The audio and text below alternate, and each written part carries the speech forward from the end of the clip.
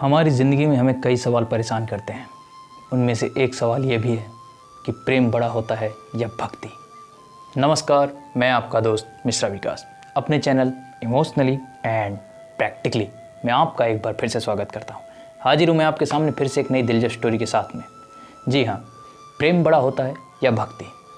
मैं अभी आपको एक कहानी सुनाने वाला हूँ जिसके बाद आप खुद ब खुद समझ जाएंगे कि प्रेम बड़ा है या भक्ति। एक बार की बात है, एक साधु होते हैं जो अपनी धुन में रमते हुए एक सड़क पर जा रहे होते हैं। बरसात होकर रुक चुकी होती है, काले बादल फिर से लग रहे होते हैं, वो अपनी धुन में मस्त होते हैं।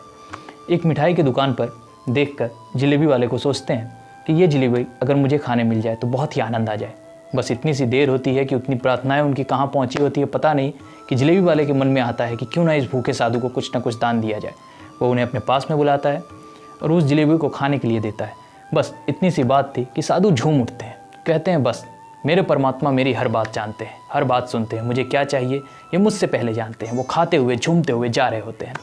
उसी बारिश के मौसम में उस बारिश का आनंद उठाने के लिए एक नवविवाहित जोड़ा, जिनका अभी अभी नवा ब्याह हुआ था, समझो प्रेम विवाह हुआ था, वो अपनी धुन में आगे जा रहे होते हैं और वो आपस में बात कर रहे होते हैं कि उनकी पत्नी पूछती हैं कि आपकी नज़र में सबसे बड़ा क्या है। वो कहते हैं मेरी नज़र में सबसे बड़ा प्रेम होता है, प्रेम के लिए कुछ भी किया जा सकता है।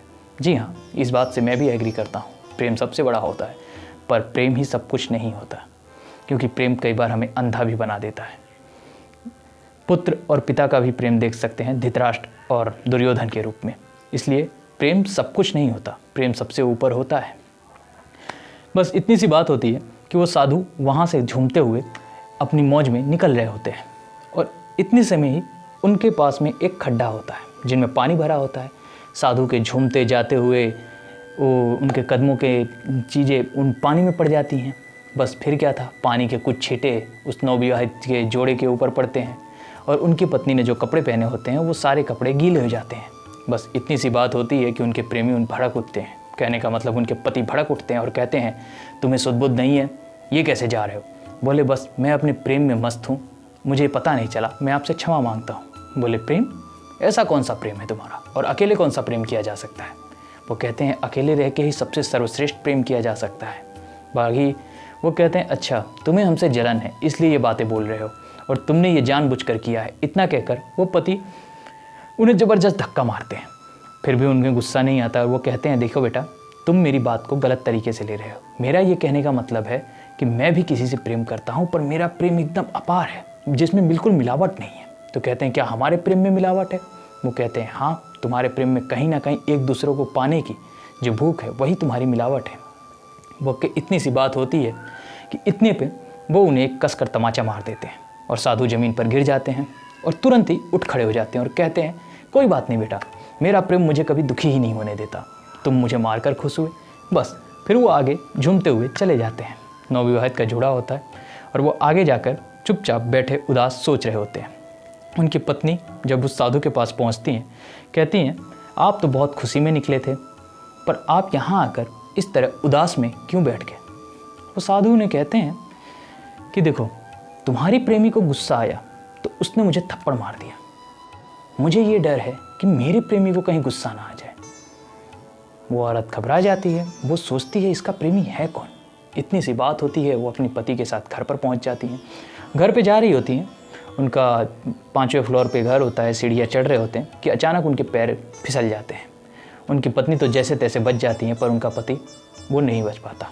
वो लिपस कर नीचे गिरता है, उसका सिर फट जाता है और बहुत सारे खून फर्श पर बिखर जाते हैं। हॉस्पिटल ले जाने के बाद डॉक्टर भी ये कहते हैं कि चोट ऐसी जगह लगी है जिसे हम लोग बचा नहीं सकते हैं। फिर क्या, पत्नी हॉस्पिटल के बाहर भगवान की प्रार्थना करते हुए यही विनती मान रही होती है कि हे भगवान, किसी तरह मेरा प्रेमी बच जाए। इतनी सी देर थी कि साधु वहाँ से वापस निकल रहे होते हैं और उस महिला की आंखों से आंसू निकलता देखकर पूछते हैं कि क्या हुआ। वो कहती है कुछ नहीं, बस मेरे चेहरे की उदासी यही है कि मेरा प्रेमी अपनी ज़िंदगी और मौत से लड़ रहा है। बोले ये क्यों। बोले मैं जानता था बेटा, ऐसा कुछ ना कुछ ज़रूर होगा। वो कहते हैं आप कैसे जानते हैं। कहते हैं कि तुम्हारे प्रेमी को जब गुस्सा आया था तो उसने मुझे एक थप्पड़ मारा था और मेरे प्रेमी को जब गुस्सा आया तो ये चीज़ें हो गई। बस इसी बात को लेकर मैं उस दिन सोच में और चिंतित में था। पर उस दिन से मैं तुम्हारे घर के आसपास ही रहता था। फिर देखो, आज शाम होने की ही देर थी, तब तक ये सब काम हो गए। इसलिए मैं यहाँ हॉस्पिटल में आया हूँ और तुमसे मिलने आया हूँ और ये कहने आया हूँ कि मैंने दिल से तुम्हारे पति को क्षमा किया, जाओ। इतना कहकर वो साधु चले जाते हैं।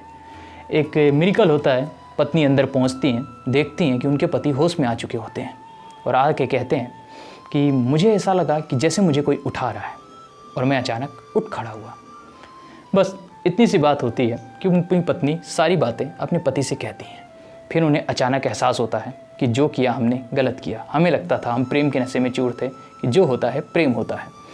फिर क्या था, वो नवा जोड़ा बाहर निकल रहा होता है और कहीं ना कहीं से उस साधु के पीछे लग जाता है और उस साधु को मिलने के बाद उनसे जाकर कहता है कि आपका प्रेमी है कौन। वो साधु कहता है, मेरा प्रेमी वही है जिसके सामने तुम प्रार्थनाएं कर रहे थे, यानी कि परमात्मा। बस इतनी सी बात सुनने की देर थी कि दोनों अपने हाथ जोड़ लेते हैं। कहानी का एंड यहीं होता है। ये कहानी आपको कैसी लगी ये मुझे कमेंट सेक्शन में ज़रूर लिख कर बताइएगा। बस यही कहना चाहूँगा कि प्रेम सबसे बड़ा होता है, पर प्रेम सब कुछ नहीं होता। प्रेम से ऊपर भक्ति होती है। नमस्कार।